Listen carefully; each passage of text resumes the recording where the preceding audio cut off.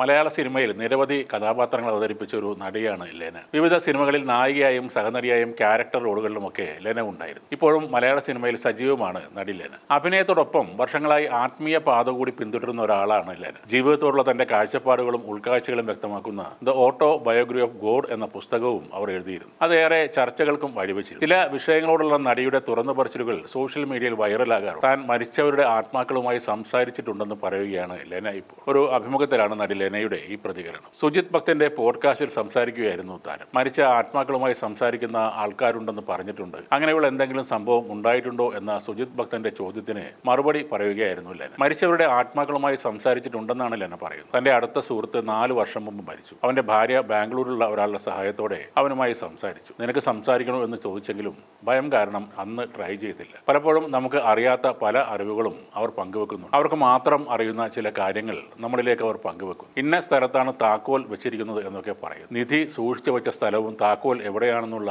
മരിച്ച വ്യക്തിക്ക് മാത്രം അറിയുന്ന വിവരങ്ങളും ഇതുപോലെ വീട്ടുകാർക്ക് പറഞ്ഞു കൊടുത്ത പല കഥകളുമുണ്ട്. എന്റെ ശരീരം എന്റെ മനസ്സ് എന്ന് പറയാറുണ്ട്. ആരാണ് എന്റെ മനസ്സ്? ആരാണ് ഈ ഞാൻ? ശ്വാസം കിട്ടിയില്ലെങ്കിൽ എല്ലാം പോയി മരണം സംഭവിക്കുന്നത് ശരീരത്തിനാണ്. എന്നാൽ മരിച്ചാലും അയാളുടെ ജിമെയിൽ അക്കൗണ്ടും ഇൻസ്റ്റാഗ്രാം അക്കൗണ്ടും ക്ലൗഡ് സ്റ്റോറേജും ഒക്കെ അവിടെ തന്നെ കാണില്ലേ? അതുപോലെ ബോഡി എന്ന ഹാർഡ്വെയർ ആണ് മാറുന്നത്. സോഫ്റ്റ്വെയർ അവിടെ തന്നെയുണ്ട്. അതാണ് മുജ്ജന്മത്തിലെ ഓർമ്മകളുടെ കഥയും എന്നാണ് ലെന പറയുന്നത്. ഇതിന് പിന്നാലെ നിരവധി പേരാണ് താരത്തെ എതിർത്തും അനുകൂലിച്ചും ട്രോളിക്കൊണ്ടും കമന്റുകൾ ഇടുന്നത്. കഞ്ചാവോ അല്ലെങ്കിൽ എന്തെങ്കിലും സിന്തറ്റിക് ഡ്രഗോ അടിച്ചാൽ ആത്മാവല്ല അതിന്റെ അമ്മയോട് വരെ സംസാരിക്കും. എല്ലാവർക്കും ഒടുവിൽ വട്ടാകും എന്നത് പ്രപഞ്ച സത്യമാണ് എന്നൊക്കെയാണ് കമന്റുകൾ. ലെന നേരത്തെ പറഞ്ഞൊരു കാര്യമാണ് കഴിഞ്ഞ ജന്മത്തിൽ താൻ ഒരു ബുദ്ധ സന്യാസിനി ആയിരുന്നു എന്നത്. 63-ാം വയസ്സിൽ മരിച്ചു എന്നും നടൻ മോഹൻലാൽ ആയിരുന്നു ആ ജന്മത്തിൽ തന്റെ ഗുരുവെന്നും ലെന പറഞ്ഞിരുന്നു. ലെന ക്ലിനിക്കൽ സൈക്കോളജിസ്റ്റ് ആണെന്നൊക്കെ പറയുന്നുണ്ട്. ക്ലിനിക്കൽ സൈക്കോളജിയിൽ അവർക്ക് മാസ്റ്റർ ഡിഗ്രി ഉണ്ടെന്നും പറയും. അതൊക്കെ ശരിയുമാണ്. എന്നാൽ മെഡിക്കൽ ട്രസ്റ്റ് ഹോസ്പിറ്റലിലെ സൈക്യാട്രിസ്റ്റ് ഡോക്ടർ ജോൺ നേരത്തെ ഒരു പോസ്റ്റിലൂടെ ലെനയുടെ ഇത്തരം കാര്യങ്ങളെക്കുറിച്ച് പറഞ്ഞിരുന്നു. അദ്ദേഹം പറയുന്നത്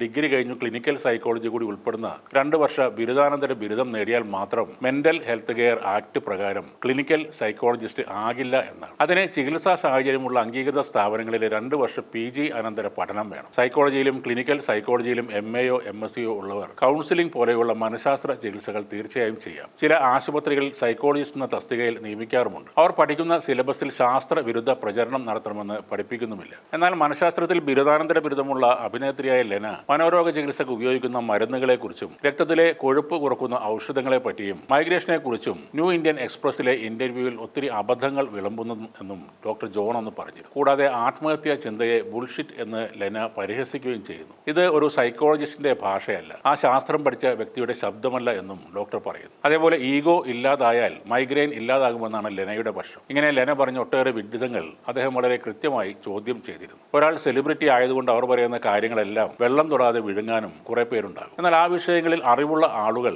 അത് ചോദ്യം ചെയ്യാനും രംഗത്ത് വരും. അങ്ങനെയുള്ള ഒരു സൈക്കോളജിസ്റ്റുമായി ഒരു നേർക്കുനേർ സംവാദം നടത്തിയാൽ ലെന കെട്ടിപ്പൊക്കുന്ന ഈ ആത്മീയതയുടെ കൂടാരങ്ങൾ പൊളിഞ്ഞു വീണേക്കാം. ഒരുപാട് അറിവുകൾ ഉള്ള ആൾ തന്നെയാണ് നടി ലെന. എന്നാൽ കൂടുതലും അത് ആത്മീയത, പുനർജന്മം എന്നിങ്ങനെയുള്ള കാര്യങ്ങളിലേക്കാണ് അവർ കൊണ്ടുപോകുന്നത്. ബോധമുള്ള ഊർജ്ജമാണ് ജീവൻ. ഞാൻ ജീവനാണെങ്കിൽ എനിക്ക് മരിക്കാനാവില്ലല്ലോ. ജീവന് മരണമില്ല.